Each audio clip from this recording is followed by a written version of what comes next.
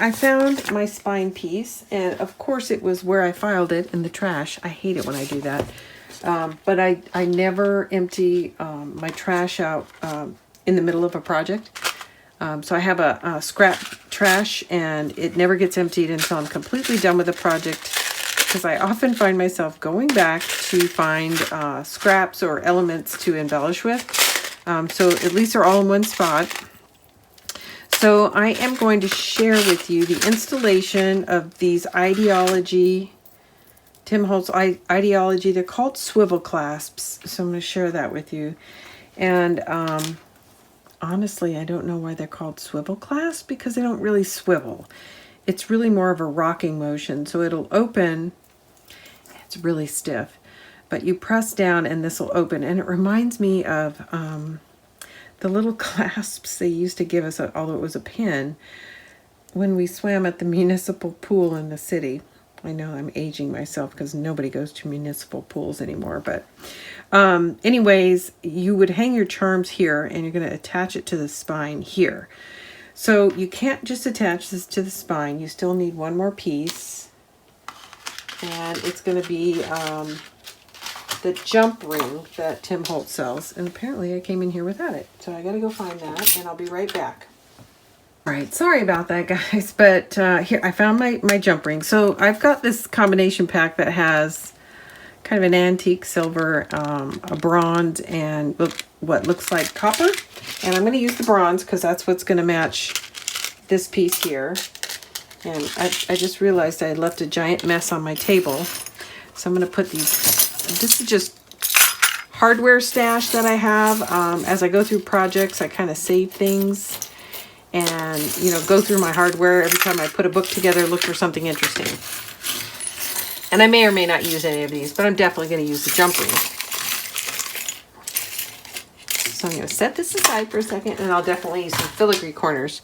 So I've got these two, and this is the spine piece right here. So I'm going to lay this in on the spine. I'm going to lay both down and take a look at, just from a scale perspective, how does this look?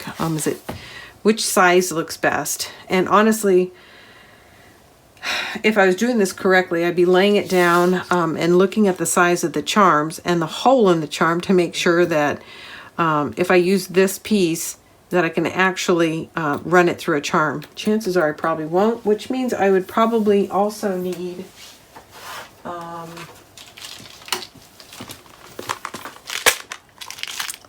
some jump rings.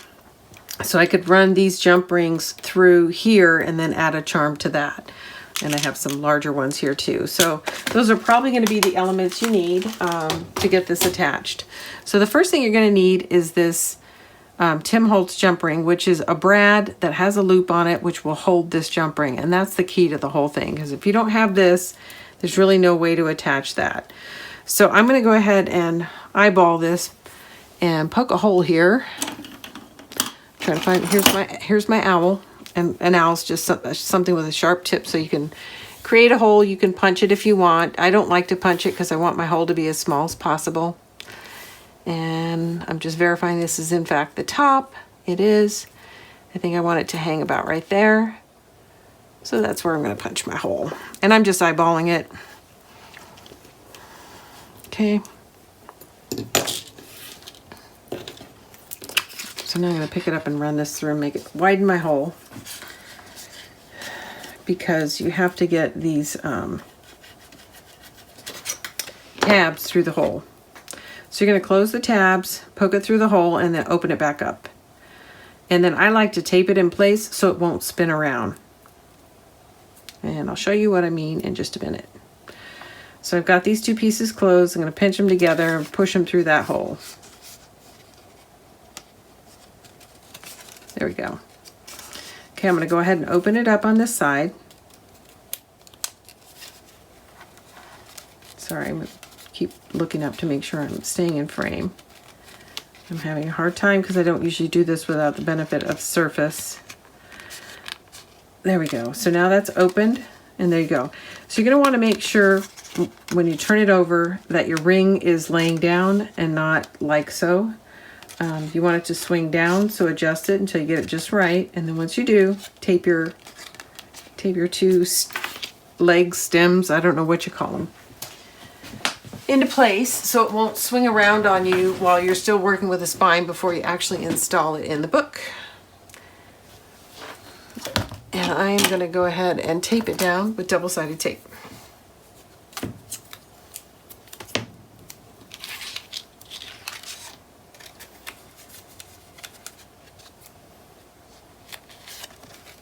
Okay.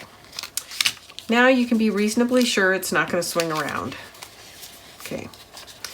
Now I would do a little bit more work here on these pieces.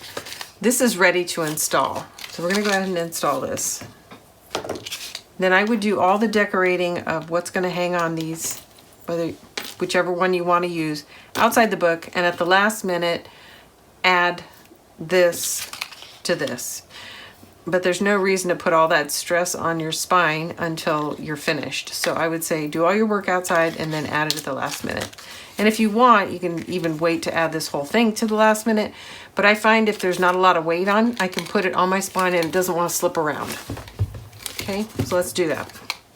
Let's make sure which way is up. Always a good thing to know. That's up. Not really my pick tool, but it's handy. And it works. So the rest of this is going to have glue on it.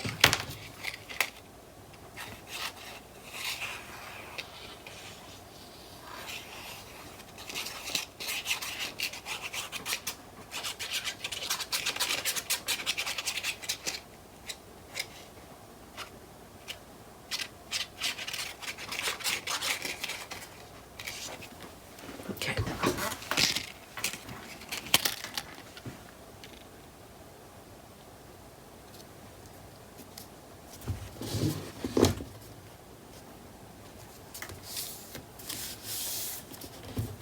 And I'm just looking to make sure my lines on both sides are looking pretty good. It's hard to get it perfect, but it's worth spending a minute on adjusting it up and down until it looks pretty good. And I'm pretty happy with that. And it looks like I didn't get quite enough glue here, so I'm going to go ahead and adjust that as well while I'm here. And add some more glue.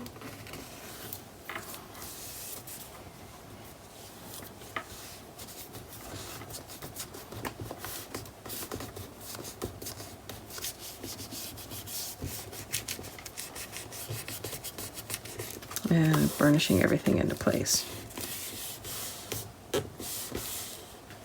Okay, so that is done.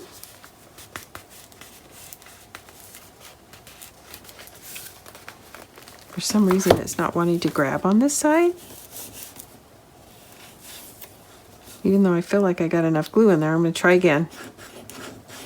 We're going to get some glue in there. There we go. Now I'm going to probably regret how much I put in there, but okay. I'm going to hold that into place for a second. There we go. All right, so now the next thing we're going to do is go ahead and, like I said, I don't have my charms lined up. So I can't add charms to it at the moment. Well, I might be able to add one. So I think I've got a key in here. And I find that keys work with everything, which is kind of nice. Oh, okay, and I have a butterfly, so let's do that too. So I've got a butterfly. I'm definitely going to use some filigree corners as we decorate it. And let's see, what else? Here's a key. I have a tiny little key here. So I'll use that. And you can always use a rose. So I'm going to use a rose too.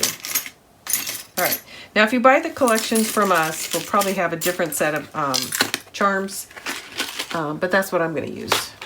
We're going to use these three. So the next thing I need is a couple tools.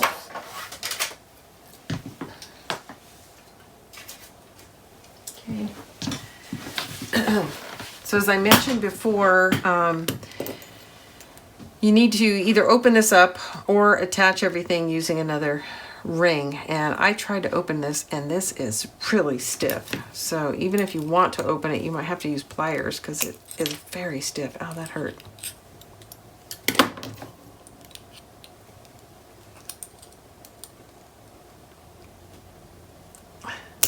Yeah, I'm struggling. Even I can feel it moving, but it doesn't want to let go. There it goes. Okay, so now you can see the edge of this, hopefully.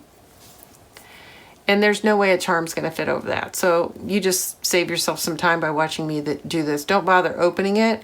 You're just going to use another ring to attach your charms with. Because there's just, all your charms are going to be too small to go over that. So now that we know that, we can take our jump ring, add our charm, maybe. Yeah, it will fit. And then add it to here. I'm gonna add my rose and a butterfly, and you could actually add some chain too to put them all on different lengths, but right now, just for simplicity, I'm gonna add it this way just so you can see what I'm doing and see how I install it. Okay, so there's my charms, and I'm looking at it and I can see that I've got my butterfly and my rose are going in opposite directions, so I'm going to change that. Not all charms, but the butterfly and the rose have a front and a back, so I just turned it around so they're both going the same way. And then you're going to want to hold your charm up from the end to see which direction the charms want to lay in. So when you attach it to your ring here, you've got it going in the right direction. And it looks like that is the right direction. So the next thing I'm going to do is open up this jump ring and attach it to that. And that is it. That is how we attach it. And like I said, this is clearly a clasp, but I don't know why they call it a swivel clasp, because it doesn't spin, which is what I think of as a swivel. It's more like a hinged clasp. There is a little bit of magnet on these tools so that it doesn't always behave the way I expect it to. All right, we're going to stick that in there. We're going to close it, and we're going to call it finished. Okay, so that's it for the cover of the album and most of the inside components. The next time